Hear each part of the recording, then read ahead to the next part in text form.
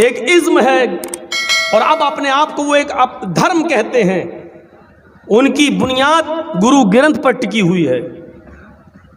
जैनियों में चले जाओ जो एक इज्म है, लेकिन अब वो हिंदू धर्म से हटकर अपने आप को एक धर्म मानते हैं। चले जाइए आप, उनकी बुनियाद जैन शास्त्र पर टिकी हुई है। ईसाइयों में चले जाओ, उनकी बुनियाद बाइबल पर टिकी हुई है। ईसाई यहूदियों में चले जाओ, उनकी बुनियाद तौरात पर, ओल्ड टेस्टामेंट पर टिकी हुई है। बुद्धिस्टों में चले जाओ, वो भी बुद्धिज्म में यकीन और बिलीव करते हैं। मुसलमानों को देख लीजिए, वो भी एक किताब को मानते हैं और वो है कुरान करीम। और आज दुनिया में कोई भी धर्म सिवाय इस्लाम के ये दावा नहीं कर सकता है कि उसके पास जो धार्मिक पुस्तक है जिस पर वो बिलीव और यकीन और भरोसा करते हैं वो सुरक्षित है। आज भी कोई यकीन नहीं कर सकता। दो गीता तो हमारे पास हैं, एक गोरखपुर से छपी हुई है गीता प्रेस गोरखपुर से, और एक बम्बई की, और दोनों गीता जो इंडिया ही में छपी हुई, हिंदुस्तान के अंदर छपी हुई है, उन दोनों में मैंने बहुत सी जगह पर कोट लगाए हैं, निशान लगाए हैं कि जो बॉम्बे से छपी है गीता में जो चीज़ है वो इसमें है ही नहीं, और जो इसमें है वो उसमें है ही नहीं।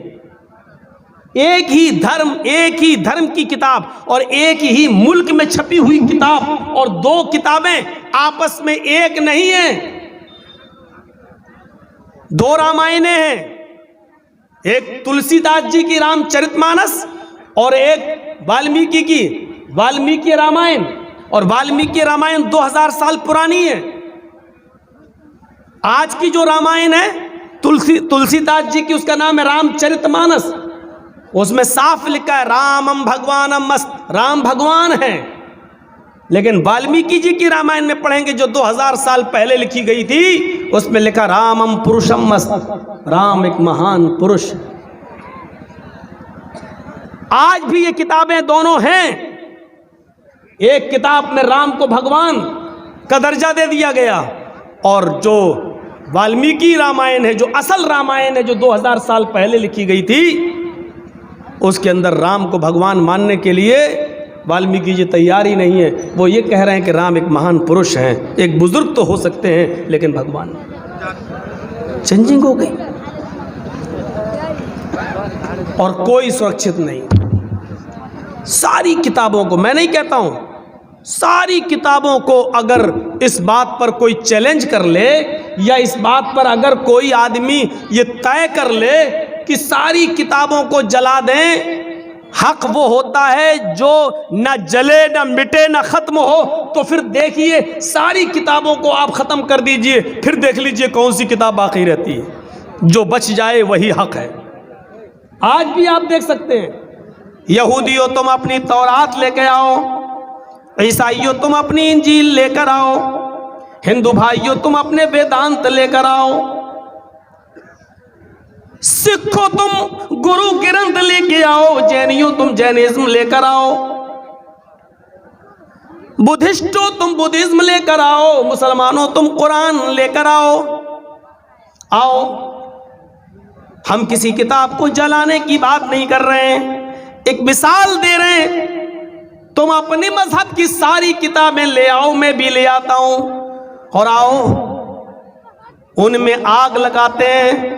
मैं फिर कह रहा हूं, मैं जलाने की बात नहीं कर रहा हूं, लेकिन हक को पहचानने के लिए, सच्चाई को पहचानने के लिए और सच्चाई का एतराफ करने के लिए अगर देखना चाहो कि कोई चीज हक वो होती है जो मिटाने की बात भी ना मिटे, आओ एक बार ऐसा करके देख लो, सारी किताबों में आग लगा दो, सारी किताबें जला दो, उसके बाद देखते हैं कौन सी किताब बाकी रहती है, कौन सी किताब बचती है। तौरात का नुस्खा बाकी नहीं, यहूदी दोबारा तौरात नहीं लिख सकता, इंजील का नुस्खा बाकी नहीं, ईसाई दोबारा इंजील नहीं लिख सकता, वेदांत का नुस्खा मौजूद नहीं, वेदांत हिंदू भाई दोबारा वेद नहीं लिख सकते, और जैनी लोग जैनिज्म नहीं लिख सकते, बुद्धिस्ट लोग बुद्धिज्म नहीं लिख सकते, और इसी तरह सिख लोग गुरु नानक की गुरु ग्रंथ नहीं लिख सकते।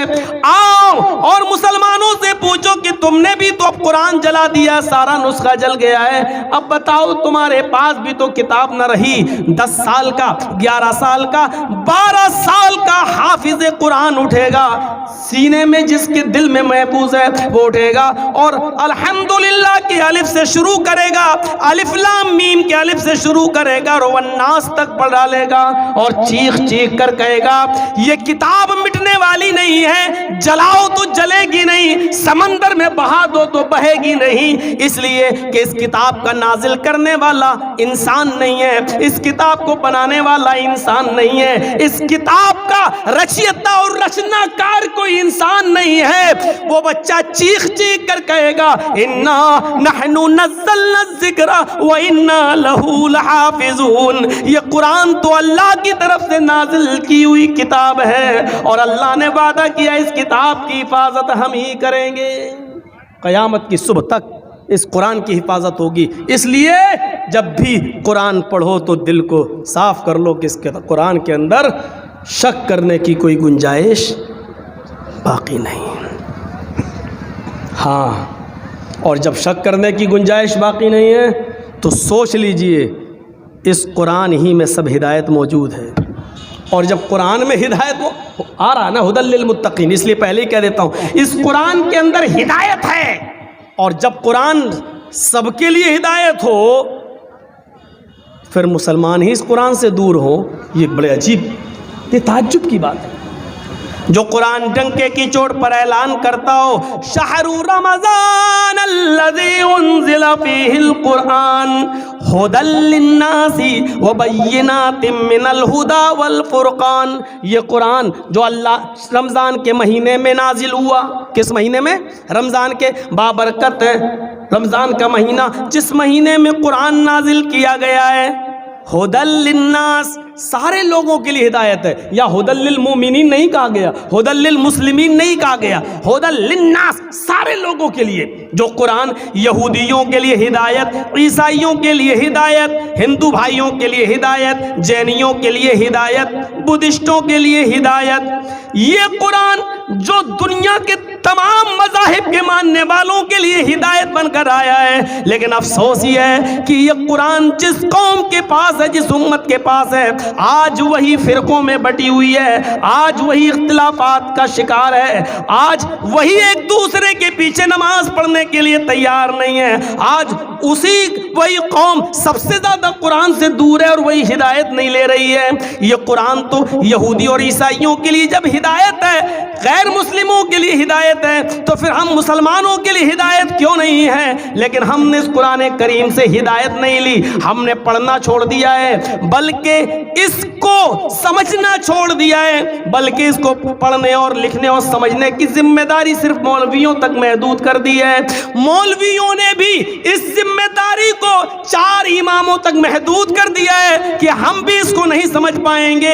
इसकी सही तालीम और इसका सही इल्म तो इन 4 ही बुजुर्गों ने समझा है, अबू हनीफा ने, इमाम शाफी ने, इमाम मालिक ने, इमाम अहमद इब्न हम्बल ने। तो फिर मेरे भाइयों, जो कुरान सारी दुनिया के लोगों के लिए हिदायत हो, उसको सिर्फ 4 लोगों में बांट देना और मुसलमानों को यह कह देना कि ये तुम्हारे समझने की चीज नहीं है, इससे बड़ा इस किताब के ऊपर जुल्म क्या होगा, उससे बड़ा इस किताब कुरान के ऊपर जुल्म और क्या होगा। मेरे प्यारे साथियों, ये कुरान ऐलान कर रहा है, ओ लोगों, इस कुरान को जब डॉक्टर अम्बेडकर ने पढ़ा तो वो भी इस्लाम लाने के लिए तैयार हो गए। इस कुरान को भोपाल के डॉक्टर शिव शक्ति स्वरूप ने जब पढ़ा तो वो इस्लाम इस्लाम ले आए।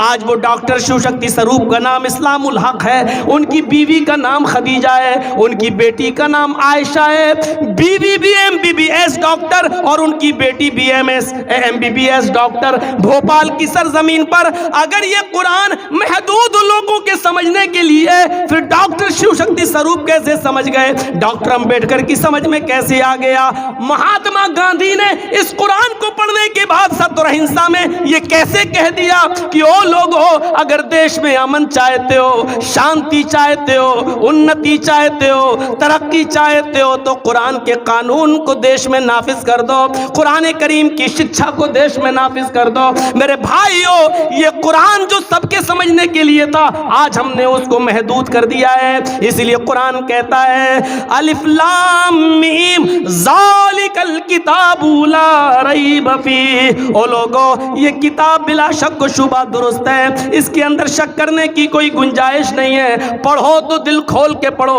और ये सोच के पढ़ो कि इसका एक एक लफ्ज नुक्ता भी अल्लाह की तरफ से नाजिल हुआ है, इसमें किसी का कोई हाथ नहीं है, अल्लाह की तरफ से नाजिल हुआ है और ये सबके लिए हिदायत है। लेकिन जाहिर है कुछ खास कर दिया यहाँ पर, हुदल लिन्नास तो वहाँ कह दिया, हुदल लिन्नास वहाँ कह दिया वो सबके लिए, लेकिन यहाँ खास कर दिया गया हुदल लिल मुत्तकीन, हिदायत तो सबके लिए, बिलखुसूस अल्लाह से डरने वाले लोगों के लिए, मुत्तकियों के लिए। मतलब ये है जो तासुब, घृणा और नफरत का चश्मा उतार कर अगर इसको पढ़ेगा और समझेगा तो उसको ये कुरान उसको हिदायत मिल जाएगी, और जो तासुब की नज़र से पढ़ेगा, घृणा और नफरत की नज़र से पढ़ेगा, उसको नहीं।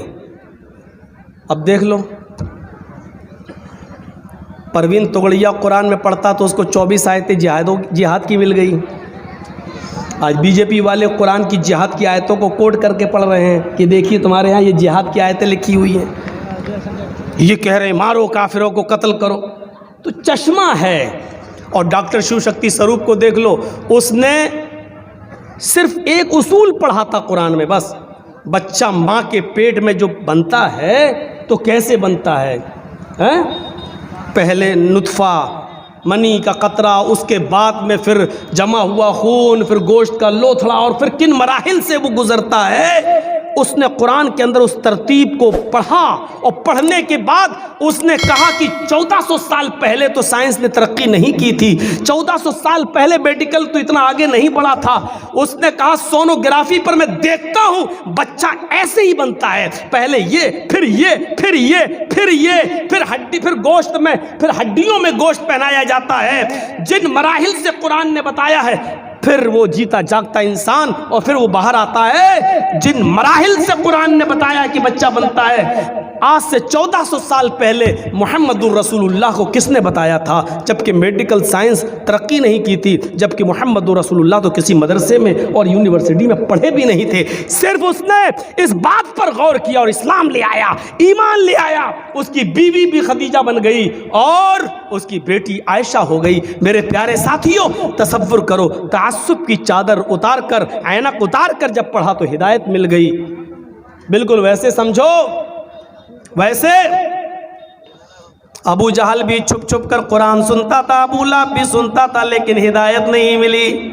हजरत उमर फारूक ने अपने बहनों को जब पीटा और कहा बताओ तुम क्या पढ़ रहे थे, जब कहा कि हम बिल्कुल बदलने वाले नहीं हैं, हाँ आए उमर मैं इस्लाम ला चुकी हूँ, मैं कुरान पढ़ रही थी। कुरान के चंद आयतें हजरत उमर फारूक के सामने पढ़ी गई। कहने लगे कि मुझे भी उस हस्ती के पास ले चलो, साहिब कुरान के पास ले चलो, मोहम्मद रसूलुल्लाह के पास ले चलो। और वहाँ जाते हैं और इस्लाम ले आते हैं। मेरे प्यारे साथियों, गौर करो, हजरत उमर ने हिदायत के, तकवे के, हिदायत के ऐनक से पढ़ा था, हिदायत मिल गई। आज भी यही कहा गया, ये कुरान सबके लिए, सारी इंसानियत के लिए हिदायत है, लेकिन बिलखुसूस जो अल्लाह से डरते हैं उनके लिए ज़्यादा, अल्लाह से डरने वालों के लिए ज़्यादा।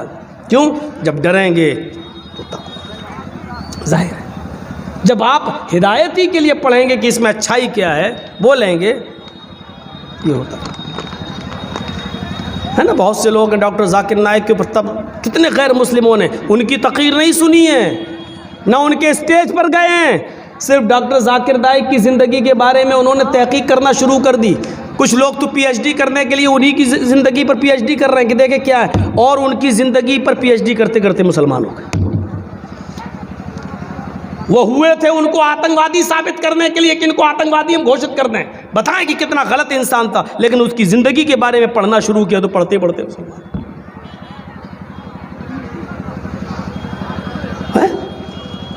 तसव्वुर करें आप।